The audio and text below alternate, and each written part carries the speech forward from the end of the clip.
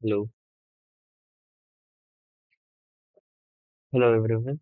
Welcome to the ninth video of our Grind 75 series. And today's question is flood fill. So we'll be given an image.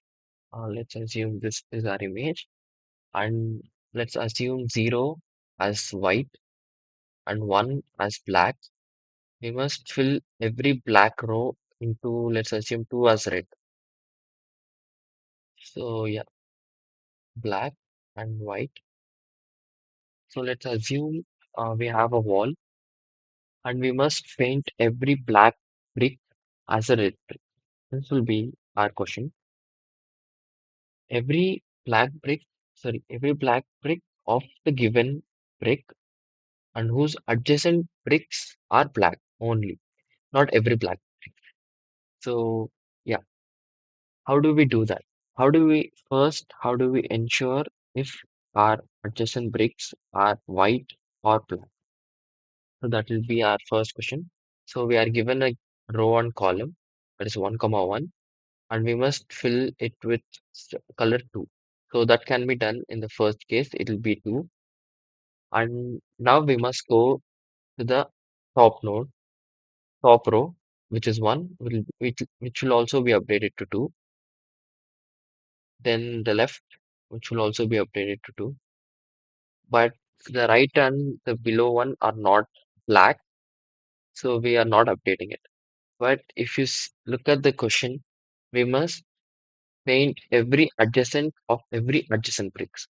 So now that this is adjacent to this and this is adjacent to this, so even this must be updated to 2 and even this must be updated to 2, right? So how do we do that? So we'll be doing that using recursion. Using recursion, as we know, once we start using recursion, we need a base case.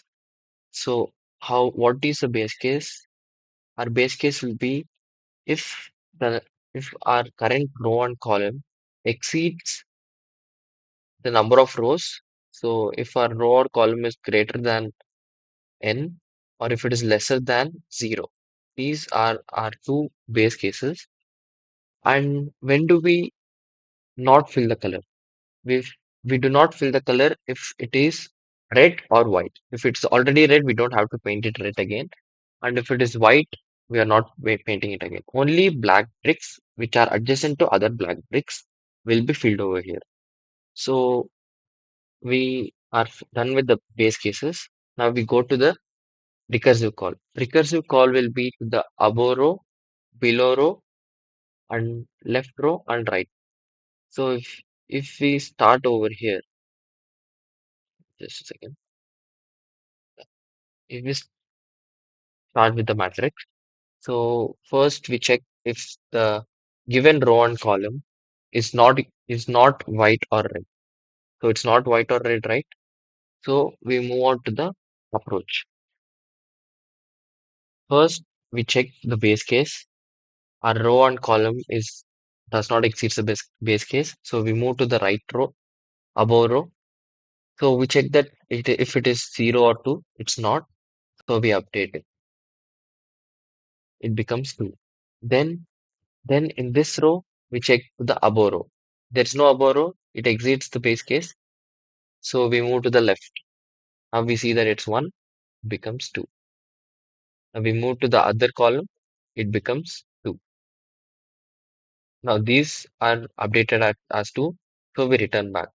Now we move to the left column over here and we update it to 2. And we see here it's already updated, so we're not updating it. This is also will be updated. So this also will not be updated. So we see here it is 1. So this becomes 2. Now we see over here it is white, so we'll not be updating anything. We'll go here, it exceeds.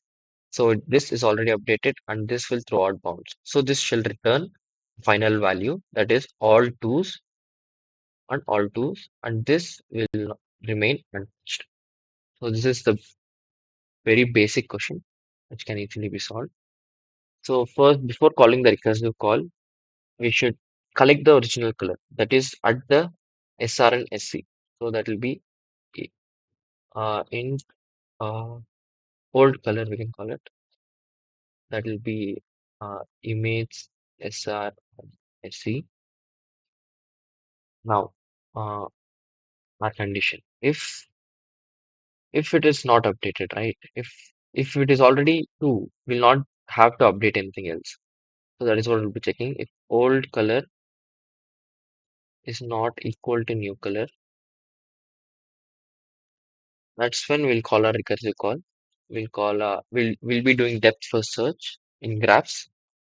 So this will be done. So image, SR, SC, and color and old color will be given. And now next we'll just return the image. This will be our basic code. Now we'll move on to depth first search. We give it the parameters along with the old color too. So first thing we must check is the base cases. Int n is equal to image. This is the number of rows. Mm,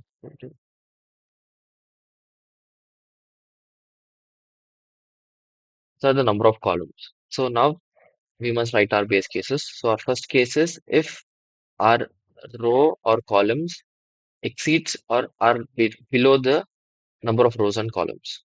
So if it is less than 0 or if column is less than 0 or if our row is greater than or equal to number of rows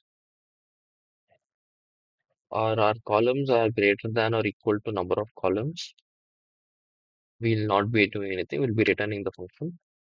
Now, the next case is if it is white or red will not be updating. So which means if old color,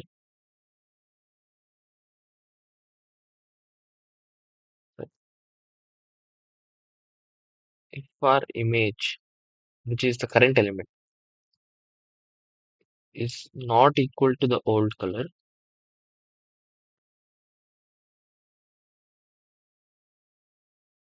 we'll be returning it. So now that if both of the if statements are not passed, which means we are ready to update it. So which means image of SR and SC will get the new color. Now that we have updated the current row, we must do it with all the adjacents, that is top, bottom, left, and right. So we'll call the function again, image, SR, SC, and color, and old color. So this should be called 4 times, but with the changes of rows and column. Sorry, we must move to the right row, left row, upper column, below column. So this will be our code. It must run without any. Oh, there is a code for all conditions. What is it? Oh, sorry. We must define function. So void. Yeah. So this should run, and its time complexity is O of n into m because will be if all the elements are ones.